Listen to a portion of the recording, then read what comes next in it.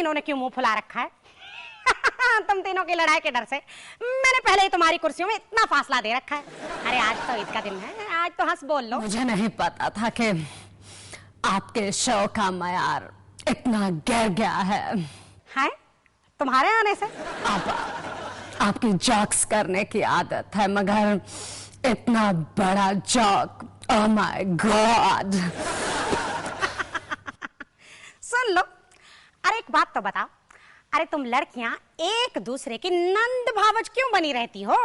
Please आपा, मिसाल तो सही दे।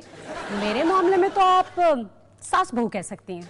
अच्छा भाई, तुम तीनों में ये नंबर 1 की दौड़ है या कोई और मसला है? अरे आज तो सब कुछ खुल के बता दो। अगर ये खुलने लगी हैं तो मैं जाऊंगी। Oh my God, it's very hot.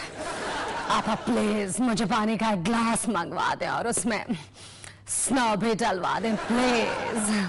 Hi snow? समझ गई। अरे देखना, बाहर स्नो गिर रही है तो उठा के लाना जरा। अरे तुमने तो आज मुझे वो बात याद दिला दी। एक आदमी दूसरे से बोला कि कल लाहौर में बर्फ गिरी, तो वो बड़ा हैरान हुआ। बोला वो कैसे?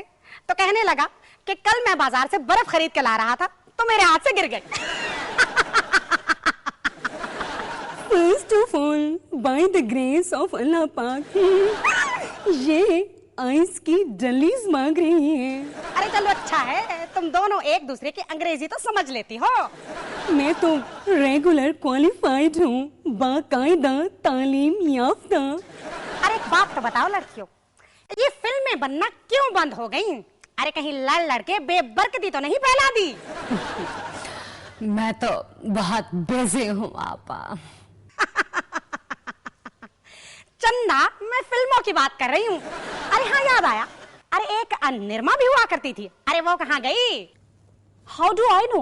वो तो जाते हुए घर वालों को बता के नहीं जाती। अरे सुना है कि अब भी जब एक आध फिल्म बनती है तो तुम एक दूसरे को कट करवाने की और गाने एक दूसरे से ज्यादा रखवाने की जंग शुरू कर देती हो।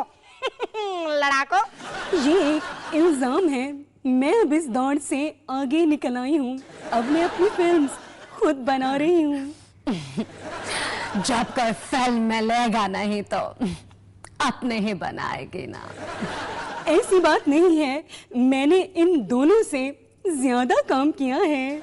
मेरा मुंह मत खुलवाओ प्लीज। मुंह खोलने से इतना डर लग रहा है तो कोई अच्छा पेस्ट करके आना था ना। देखा आपा, देखा आपने ये कैसी बातें कर रही है। Excuse me, mind your tongue please. Tongue नहीं होता, टंग होता है लेग। देख रही हैं आप?